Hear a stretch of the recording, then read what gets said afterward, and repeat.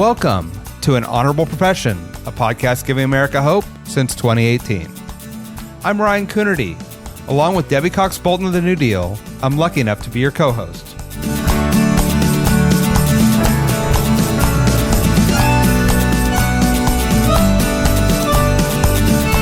An Honorable Profession is a New Deal Leaders podcast. The New Deal is an organization that supports the next generation of American leaders. From attorneys generals, to state senators, to mayors, to school board members, these are the people that are pushing policies and politics that will respond to climate change, rebuild our economy, address racial injustice, and restore our democracy. These are incredibly talented people who have dedicated themselves to public service when their country and their communities needed it the most. Check out newdealleaders.org to see what I'm talking about. Today, I talk with Scranton, Pennsylvania Mayor Paige Cognetti. She told me what it's like to lead the hometown of President Biden and TV's The Office. She's an Oregon native, we went to the same college, and an alum of Harvard Business School and President Obama's administration.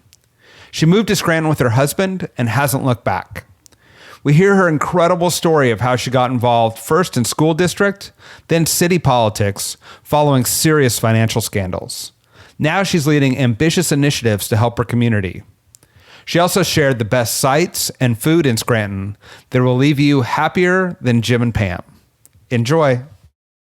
Mayor Paige Cognetti, welcome to An Honorable Profession. It is so good to be seeing you today. I am so excited to be sitting with you in person. I know we are live from Washington, D.C. At the New Deal Conference, where we've been engaging on all kinds of big ideas.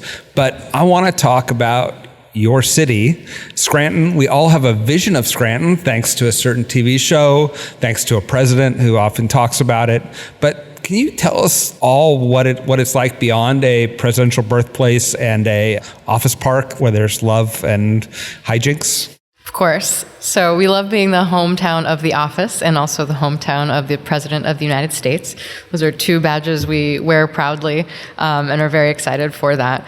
Scranton is a town of 80,000 people. We are only 100 miles from New York City. We're 100 miles from Philadelphia. And we are nestled in the Poconos Mountains. It's a beautiful, beautiful place where industry really thrived in the mid-19th century. And we really, the city built up on hard work. It built up on iron, built up on coal, built up on textiles. And there's been ups and downs of the economy, as you can imagine, since that time. But it is a city that is close-knit. It is built on family, built on community relationships.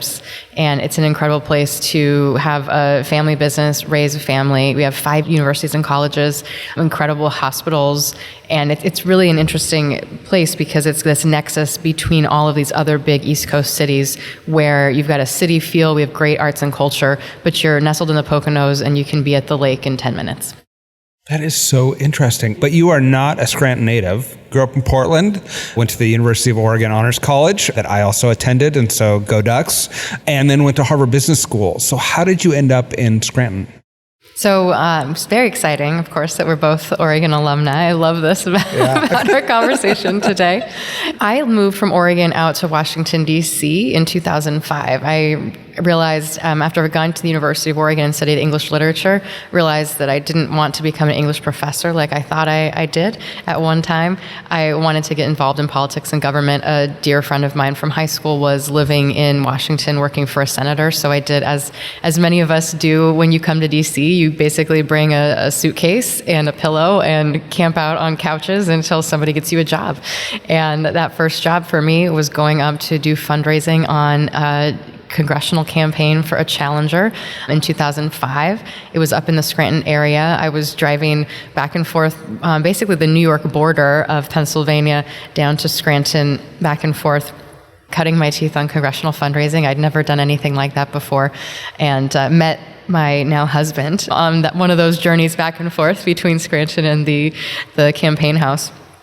But after that, I did some more congressional fundraising, came back to DC, ended up doing presidential campaigns, first Hillary Clinton's campaign, and then the general campaign in 2008 for Barack Obama out of Philadelphia, so the statewide campaign.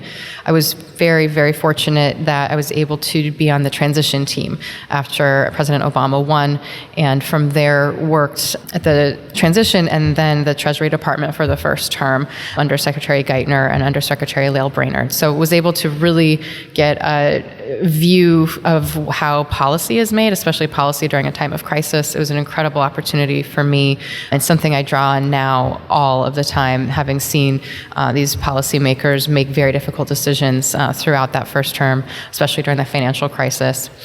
After Treasury, went to business school for a couple years, was in New York in finance for a couple years before marrying my husband in 2016 and settling down in Scranton. First was on the school board, so always goes back to local, always goes back to school boards, and then became mayor in elected mayor 2019, and have been serving since January 2020. I think there's an interesting perspective that you can give as some people have moved out of cities and to smaller communities, and they're probably looking to get engaged. And sort of how did you build your life in Scranton and sort of end up in this leadership role? Because there's always a sense of like, well, but I'm new to the community, or I'm an outsider, so maybe I should wait my turn. But like, how did you engage with Scranton to make it your home and a place that you got to represent? I really took the kind of ask anyone for coffee advice that you get when you're in college and grad school. I took that to heart, and I asked a lot of people for a lot of coffees. And the culture in Scranton is not as networking based as it would be in a place like DC or New York. So I know I had some people who'd maybe never been asked to coffee before who took up the opportunity, and they were thrilled to be asked, I think. So I made a lot of contacts, a lot of friends, and got to know kind of the landscape in Scranton, how are decisions made, who is in economic development, who's in education, what are the industries that are making this place tick, what's the community like, who are the community leaders that are the underpinning of the community. I never expected to necessarily run for office. I certainly didn't to have my eyes on City Hall. I just wanted to make an impact and figure out where I could do the most good. And the school board, when there was an opportunity that presented itself in late 2017, the school board was going through and is still unfortunately going through a severe financial crisis. I thought that my background might be helpful, so got appointed to that position, and that kind of led to everything since. And tell me about that run for mayor. We were talking this morning just over breakfast about you being pregnant and running for mayor, and it was also a complex time in your community. Can you tell us the story about that experience, jumping in that race, and what that was like? In 2017, when I hopped in on the school board, the financial crisis was in large part because of corruption. And a couple years later, in July of 2019, the mayor at the time steps down because he got indicted for extortion and bribery and is now serving 7 years in federal prison. So there's a unfortunate corruption element to all of these pieces. Similar to deciding to jump into the school board, in the summer of 2019, I realized there's an open seat for mayor, a similar, financial issues, corruption issues. I felt that if there was going to be a time for me to serve in a capacity like that, this was it. I was midway through a pregnancy at the time, and so certainly, again, wasn't planning on hopping into a mayoral race.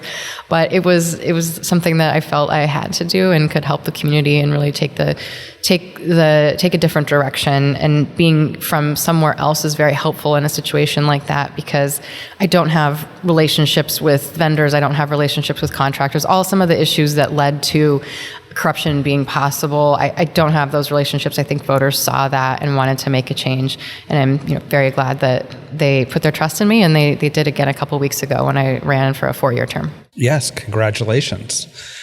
And when you step into that role and you're trying to rebuild trust, it's crisis and also opportunity. How did you think about what your priorities were, how you wanted to reestablish trust of your electorate? What was that? What were some of the strategies you used when you stepped into office? Coming in January 2020, we wanted to establish multiple forms of communication, and I wanted myself to be at the forefront of those communications. I mean, when you look back on a prior administration where, unbeknownst to the community, the person is committing crimes, you very quickly lose trust, and that person obviously wasn't very communicative with the people of Scranton. So from the very beginning, we set up social media accounts. I started doing coffees in the community, which then 10 weeks into our term, the pandemic started, those became town halls on Facebook, which I'm actually doing one tomorrow. We still do those every week. That communication in multiple ways has been integral. We didn't know that the pandemic would come on and it would be so critical to actually getting real-time information out. So we were lucky that we had set up those channels ahead of time. We also continue to do pop-up city halls. We've had 44 pop-up city halls. The team goes out into all the corners of all the neighborhoods in the city to bring services. We bring the fire trucks, and you can sign up to get a smoke detector. Bring the police officers to chat about what's going on. The public works folks come and hand out recycle bins. We're trying to really bring not just communication, but services to the community and make sure that people in Scranton know that we're there to serve them. And did you have to also address the corruption? Like, did you have to look at the procurement or ethics, and how did you sort of let people know that there was a new regime in town and that things had to change? So I did a couple of things that on the surface make a difference, aren't in terms of dollars and cents huge, but I didn't take a car. I didn't take the gas card. When the pandemic started, I actually paid back some of my salary because we were having to make some difficult financial decisions at the city. I tried to do some things that showed people that I was in it with them, that I'm a taxpayer too, in addition to, of course, bumping up our internal controls and making sure that our financial pieces are sound, our processes are sound. We have used OpenGov now for our technology platform, which is huge, just ramped up in October. The technology piece, the foundation for everything we do, is a huge piece of us being able to have better internal controls. But I think that those other smaller things they're kind of symbolic, but they mean a lot to people. So while you're stepping in and trying to be a mayor, which is always hard, but then also during a pandemic and in a subsequent economic crisis, you also have somebody running for president of the United States who uses and talks about Scranton all the time. Can you talk about what that is like to have a president who is referencing your community on a regular basis? It sets the bar high, which is great. Summer of 2020, it was interesting. We had so many media requests from people all over the world, and I just had to set a policy that I am not going to do international media because, reporters from every country were coming to Scranton, which was wonderful, and we tried to get them and give them a list. Go to these restaurants, talk to these business owners. It was cool because you'd have, a pizza shop owner that was in a paper in Switzerland. It was great. But you do set the bar high, and it was a great way to tell our story because in the wake of the 2016 election, we had a lot of reporters that came to our region and just told this recycled old coal mining country story. And it was actually pretty offensive. 2020 was a great opportunity to have the reporters sit with us and dig in deeper with them and show the economy we have now. We have a lot of entrepreneurship. We have a lot of education. We have hospitals and healthcare. We have a lot of pieces of an economy that goes far beyond the stories of coal mining. And it's been an opportunity with the president being from here to tell our story, to tell our new story, and talk about our future. I want to talk a little bit about that future because, one of the challenges of being mayor is you're just trying to drink from the fire hose and manage the present, especially in a pandemic and multiple crises. But when you think about the big mega trends that are hitting our world and the future of work, people may choose Scranton as a place to live because now they can work from anywhere. And so they might as well live in a place where they can find a community and buy a home and do other things. And you look at the changing nature of retail and all the things that are hitting us. What's the future of Scranton? What are you building towards? We have 5 university and colleges right in Scranton, and we've been working with those college and university presidents to ramp up our workforce development and figure out, and this is a big priority for us next year, what are the workforce initiatives we need to put together so that we've got the talent pool to bring in some of the businesses to supplement what we already have. So we actually do have a lot of manufacturing. It's certainly not what it was when we were the center of the steel industry over a century ago, but we have a lot of manufacturing, small manufacturers who, when they have a labor force there, can have a really successful business at a fairly low cost. So we would love to continue to grow those small and medium-sized manufacturers, but we also have, again, a low cost of living relative to New York City that's 100 miles away, Philadelphia that's 100 miles away. If you want to start a business and have a low cost of living in a place like Scranton, you can still make that meeting in New York that you have on Wednesday, but you can be able to, pinch those pennies and get that business started in Scranton. So we're hoping that we continue to grow and foster that environment for entrepreneurship and utilize our colleges and universities, not just for education, which they're great economic drivers for us, but for the talent that they can bring up. And what do you see as the big trends that are hitting Scranton? Did you see some folks come out of the cities to establish lives during the pandemic? And what are the other big trends that you think put Scranton at a competitive advantage versus other communities? We absolutely saw people moving from the bigger cities or the suburbs, New Jersey, New York, outside of Philadelphia to Scranton, where you can buy a home with a yard that's far larger and more comfortable than you would be able to buy for that price in one of those other markets. So we are seeing that, and I think we're seeing that there's college kids that are considering staying in a city like Scranton as opposed to heading off to the big city after that. So I've had lots of interest in internships in our city, and I know from talking to other business owners and things, they have people that are interested in staying in the city post-graduation, which is great, and that hasn't always been the norm. So that idea that this generation right now coming out of COVID isn't necessarily headed to the big urban center right away is good for us.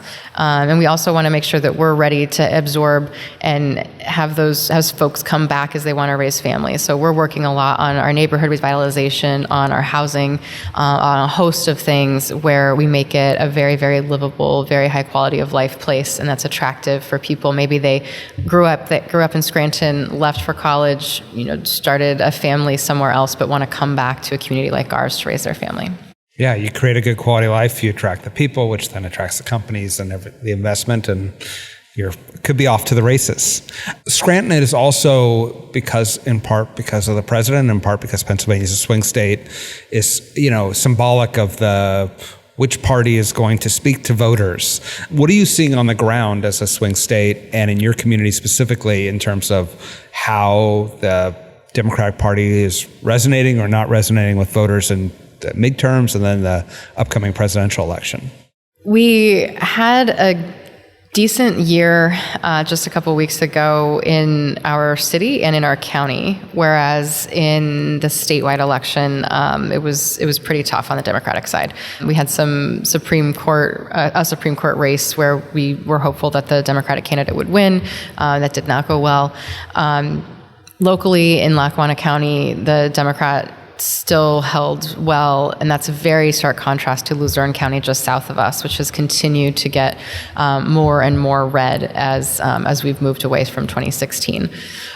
In Lackawanna County, which obviously is where I live and what I feel I can speak to in Scranton, it's still a place where people are looking for pragmatic solutions. They're not just looking for talking points. I think Scranton voters are very smart. I think they really look at issues and ask, what are you actually doing for me?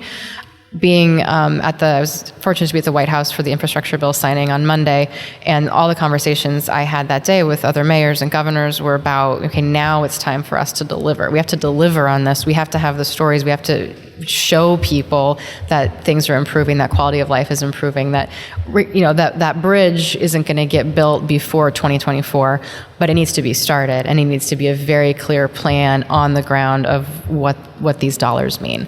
And that's easier said than done. I think people are looking for that. I think that people aren't necessarily saying a Democrat or a Republican is going to do this for me. They're looking for the person and the people who are going to deliver those things for them. And we have a lot of work to do to show, not tell.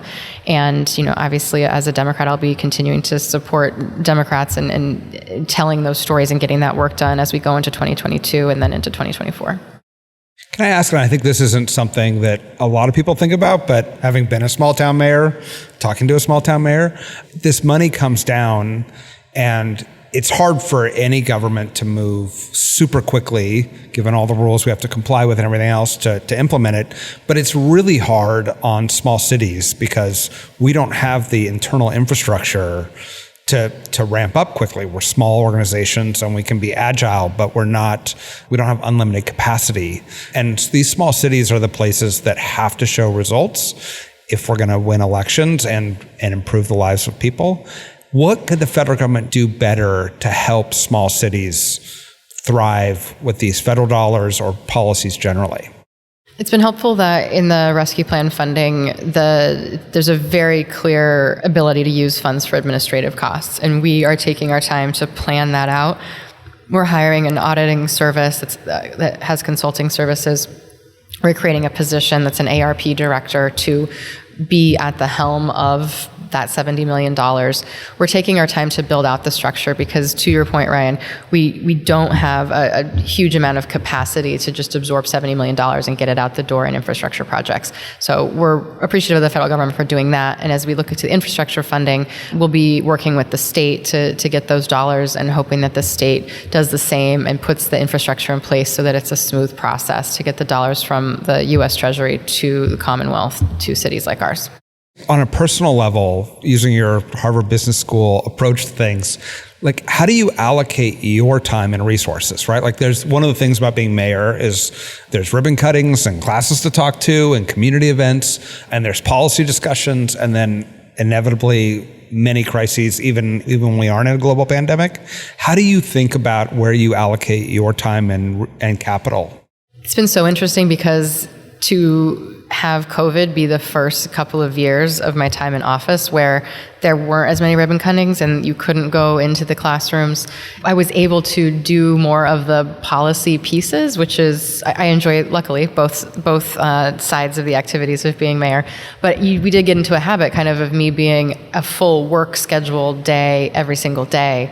And then now, probably since this summer, and then especially now as we're sitting in DC, we're at the New Deal Leaders Conference, things are in person now. Now this fall, I've spent quite a bit of time at things like this, which I think are great for our city. They're good for me to be able to get ideas from others.